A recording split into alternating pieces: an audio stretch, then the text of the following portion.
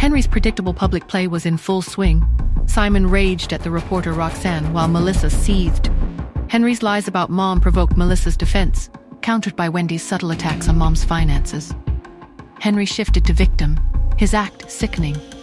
Wendy escalated, revealing my birth's circumstances, framing their interference as care. Roxanne probed their motives. Wendy's reply villainized my father. Melissa was furious. Grandma's cane struck the floor. Could I reveal the truth without ruin? What price would exposure demand?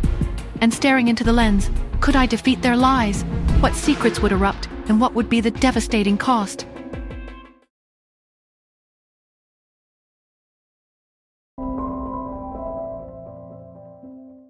Mrs. Anderson's fury was a palpable thing, a heavy silence vibrating in the air.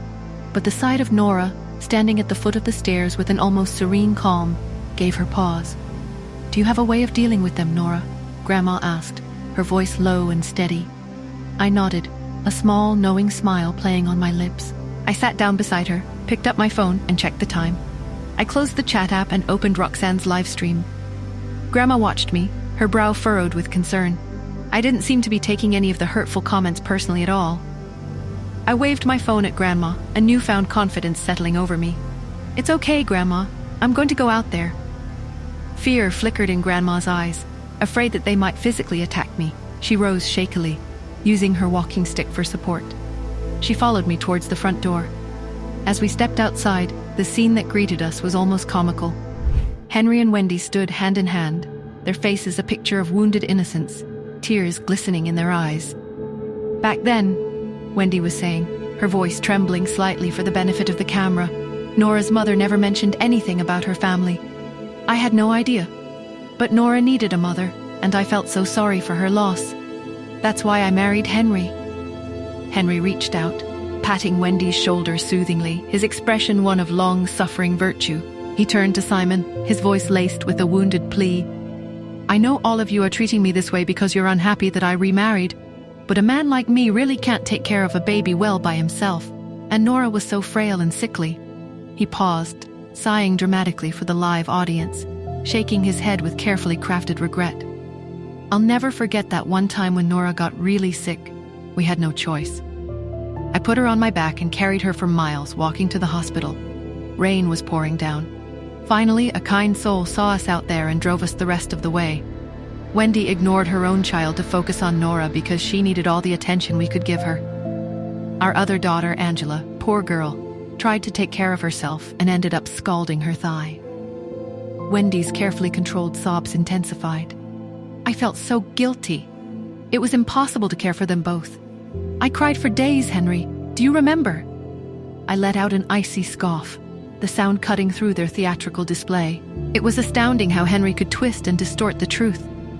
The reality was that he and Wendy had taken Angela on a lavish vacation, leaving a 5-year-old me locked up at home. I had gone to the kitchen to cook myself some noodles. The pot had been too heavy, and the scalding water had spilled across my thigh, leaving a scar I still bore. I stepped fully onto the porch, my gaze settling on Roxanne, who spotted me instantly. She shoved the microphone in my face, her eyes gleaming with journalistic anticipation. "Miss Smith? Are you Miss Smith? Did you just wake up? Do you have anything to say to your father and stepmother?"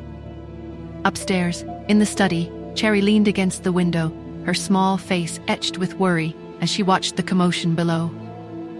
She couldn't hear everything, but she understood enough to know that those people were hurting her mom. She wished she could run downstairs and defend her. Across town, in the Hunt's family home, Pete was playing with his toys when his phone beeped. He picked it up, his eyes widening with fury as he read Cherry's video of the scene. He sent Cherry a voice message, his tone fierce. "That's the grandpa who threw you away, Cherry. Open the window and pour a cup of hot water on him. Pour it all over his face." Justin, who had followed Pete into his room, frowned deeply as he listened to his vengeful message. He texted Lawrence, instructing him to monitor the live stream. Lawrence quickly sent him the link. Justin watched the comment section, his anger rising. "Investigate this. Find out how that live stream became so popular. Who paid to make it trend?" At the hospital, Ian had regained consciousness and was watching the live stream on his phone. His grip tightened as he saw Simon and Melissa. He remembered Yvette, the past a sharp ache in his chest. He pieced together the situation, his jaw clenching at the sight of Henry. That pathetic excuse for a man, he thought bitterly. Yvette deserved so much more. A wave of protectiveness for Nora washed over him. I took a deep breath, the cool morning air filling my lungs. It was time for my performance. Will I be able to shift the narrative? Will Henry get what he wants? Can I protect me and my children from Henry's greed and wrath? Hi, Nora here. If you are wondering what happens next, then download the Pocket FM app and listen to the exciting episodes of Saving Nora Now with the link in the description.